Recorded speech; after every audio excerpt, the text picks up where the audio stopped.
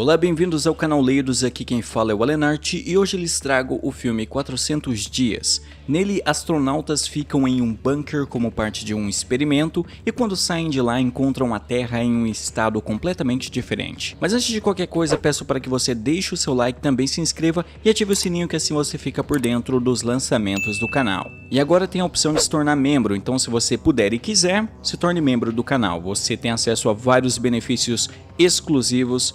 Então dá uma conferida. É isso aí, recado dado, vamos pro vídeo. 4 astronautas são enviados em uma missão onde ficariam em um simulador de nave por 400 dias. O objetivo da missão é ver quais seriam os efeitos psicológicos de uma longa viagem espacial. Os participantes são estes 4. Tel Cooper, ele que é o capitão da missão, ele é interpretado pelo Brandon Routh, que é aquele ator que fez o Super-Homem, o Retorno. Tem o Vorak, que entre outras coisas é o encarregado de filmar a missão. Ele iria fazer vídeos semanais que seriam compartilhados na internet. Ele é interpretado pelo Danny Cook, que é um comediante stand-up. Eu já vi alguns stand-ups dele e eu não achei muito bom não. Isso não tem nada a ver com o filme. Tem também um especialista em poeira, o Bug, interpretado pelo Ben Fieldman. E eu gosto desse ator, ele fez um personagem em Mad Men e eu acho ele muito bom. Por fim tem a doutora Emily, que é a psicóloga do grupo e tem o dever de analisar a saúde mental dos outros participantes do experimento. Essa atriz também eu já vi em outros filmes, mas não lembro quais exatamente. Eu quis falar do elenco logo no começo porque parece que a maior parte do orçamento foi usada justamente para contratar essa galera. Porque tirando os atores, todo o resto do valor de produção do filme ou é algo bem mais ou menos ou é aquela coisa característica de filme B. Mas vamos do começo. A história que inicia com o capitão da missão na cadeia.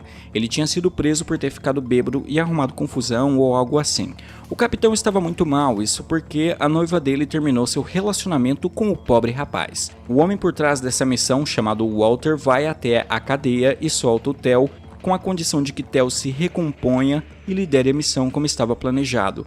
E é exatamente isso que acontece. Mas antes da missão começar de fato, os astronautas e o Walter fazem uma coletiva de imprensa. Essa coletiva de imprensa já dá o tom de baixo orçamento desse filme. Sério, parece uma coisa super barata e amadora.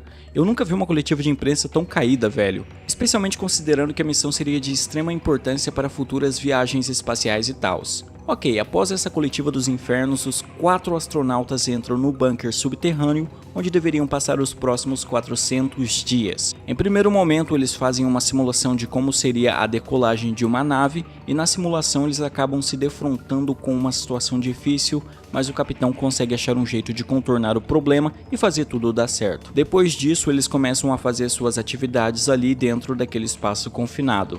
Nós descobrimos que a noiva do Tel era a Emily, ou seja, a psicóloga da equipe. Imagine que situação de bosta, você termina com uma pessoa e depois tem que passar 400 dias confinados com ela. Bom, mas tirando isso de lado, a missão ia conforme o planejado. Eles se comunicavam com o Walter, Vorak fazia uploads dos vídeos que ele estava gravando e tudo estava na mais perfeita ordem.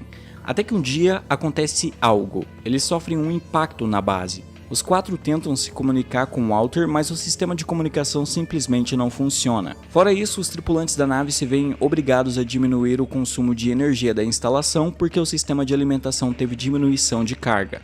Para Vorak, parece que tiraram alguns dos painéis solares que alimentam a base. Mesmo tudo isso sendo estranho, os integrantes pensavam que aquilo era parte da missão.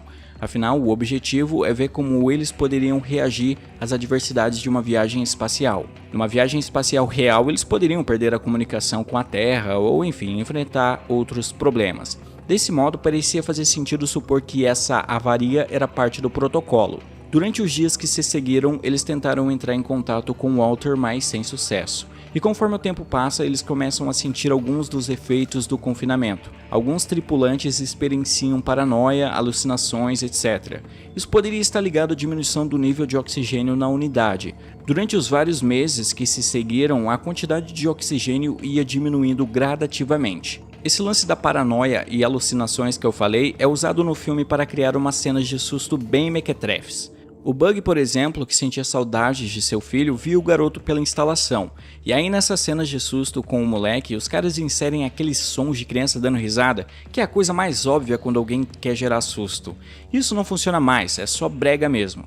O Vorak cresceu sem seus pais e ele basicamente nunca teve família, e isso faz ele criar uma paranoia de que todos os outros participantes do experimento estavam contra ele. Um dia um intruso invade a nave. Aí você pensa, como alguém conseguiu invadir um bunker subterrâneo? A explicação que se dá no filme não faz sentido nenhum, então nem se preocupe com isso. Só que esse invasor tinha uma pele cinzenta, olhos amarelos e parecia que tinha algo muito errado com ele, como se ele estivesse doente ou algo assim. O invasor desmaiou do nada, os 4 astronautas colocaram o estranho numa maca e depois o invasor sumiu e nunca mais ouvimos falar dele.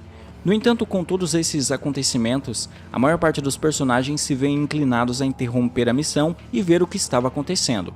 Afinal, eles estavam há meses sem se comunicar com ninguém fora da nave. A energia e o oxigênio do bunker só iam diminuindo ao longo desse tempo também.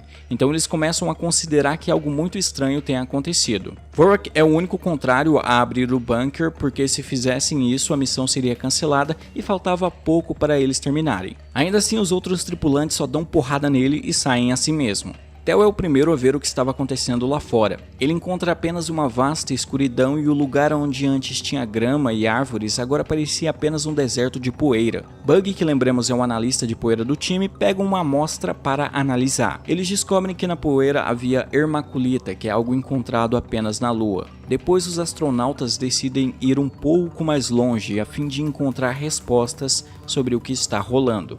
Vorak continua achando que tudo isso era parte da missão. Para ele, Walter tinha movido eles de lugar e os estava testando para ver o que eles fariam diante de uma situação limite. Após andar por um tempo, eles encontram uma casa abandonada. Quando entram nela, encontram um retrato onde tinha a foto de um homem que parecia aquele sujeito que invadiu o bunker deles. Eles continuam andando um pouco depois e vão parar numa cidade abandonada. Ali, em meio a toda essa escuridão, era o único lugar que tinha luz. Logo, os astronautas encontram esse cara varrendo a calçada, e esse sujeito é muito estranho. Isso me irrita nesse filme, porque as pessoas têm que ser tão claramente esquisitas e vilanescas, porque tem que ser tão óbvio, cara. De qualquer forma, o sujeito convida os astronautas para entrarem na lanchonete e comer algo, só que ele faz isso parecendo um maníaco completo. Querendo respostas, os 4 vão. Após enrolar desnecessariamente e trazer uma sopa pior que cebola radioativa, o sujeito diz que ninguém sabe direito o que fez a Terra ficar assim. Ele diz que há alguns meses todos viram uma luz ofuscante no céu. Ela se chocou contra a Lua e destruiu o satélite. Os detritos da Lua caíram sobre a Terra, o que gerou uma catástrofe. Segundo o estranho, pelo que ele saiba, eles podem ser os únicos humanos ainda vivos. Não é dito no filme se está acontecendo uma noite eterna. Sem a Lua, eu sei que as noites seriam absurdamente escuras, e eu sei que o movimento de rotação da Terra iria mudar um pouco. E pelo que eu pesquisei, sem a presença da Lua, poderia acontecer de uma parte da Terra ficar numa noite eterna e outra parte num dia eterno. Também haveria a redução das marés e mudanças climáticas severas. Ainda assim, todos esses conceitos não são muito explorados no filme. O que acontece aqui é que, aos poucos, alguns astronautas vão sumindo, e depois os outros percebem que tem que dar o fora daquela cidade. Primeiro quem some é o Vorak, ele dá em cima de uma mulher, ela leva ele para algum lugar e depois nunca mais ouvimos falar dele. Depois, Emily, Theo e Bug ficam num lugar para dormir um pouco. Eles fazem turnos, deixando alguém sempre de vigia para caso algo aconteça. O primeiro a fazer turno é o Bug, só que do nada ele tem uma alucinação, vê seu filho e sai correndo atrás dele. Antes dele ficar de vigia, ele diz que não ia sair de perto dos colegas de jeito nenhum, mas algumas horas depois foi exatamente o que ele fez. O que acontece é que o Bug encontra o estranho do restaurante e a gente não sabe direito o que acontece depois com o Bug, só imaginamos que não seja algo bom. Com o desaparecimento do Bug e do Vorak, Emily e Theo decidem sair daquela cidade, só que os dois se perdem em determinado momento. Nisso, Theo acaba indo parar numa cozinha bizarra, onde dentro de uma gaiola tinha um sujeito muito esquisito, com uma aparência similar à daquele intruso que entrou na nave dos protagonistas. Esses sujeitos esquisitos, que parecem, sei lá, estar doentes ou com algum tipo de vírus, sei lá, isso nunca é explicado no filme, a gente não sabe o que eles têm. Me pareceu que a galera da cidade pegava umas pessoinhas desavisadas e os comia, no sentido gastronômico e não bíblico, tá? E o Theo leva uma facada também, quando ele dá de cara com uma tia doida lá. E depois disso ele encontra Emily e os dois fogem. Antes de ir para o bunker, eles fazem uma parada naquela casa que passaram antes. No lugar algumas coisas são reveladas. Emily diz a Theo que só terminou com ele porque Walter pediu para que ela fizesse isso, pois do contrário Walter tiraria Emily da missão. Walter fez isso segundo Emily porque ele queria saber se Theo e Emily eram capazes de cumprir a missão mesmo separados. Em primeiro lugar, me parece bastante problemático colocar um casal junto numa missão. É melhor colocar pessoas que não tenham nenhum tipo de conexão, né? Porque isso deixa as coisas mais práticas.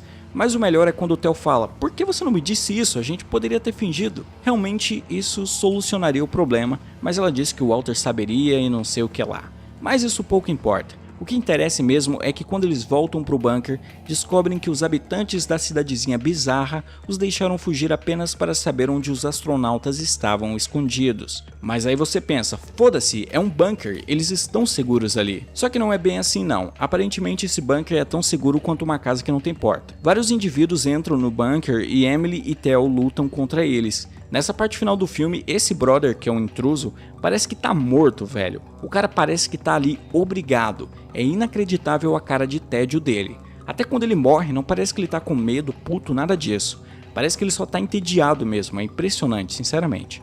Theo e Emily matam os intrusos e de repente o tempo da missão acaba e uma mensagem de Walter aparece na tela. É uma mensagem gravada e nela Walter felicita os participantes por chegarem ao final da missão.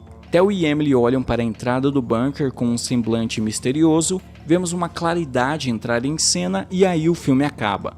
No final quiseram colocar um final aberto levemente enigmático, algo assim. Mas eu só achei uma bosta mesmo. Bom galera, este foi 400 dias, um nome apropriado porque parece que esse foi o tempo que demorou para eu ver esse filme inteiro. E por este vídeo é isso, nos vemos no próximo e tchau. E seja membro do canal.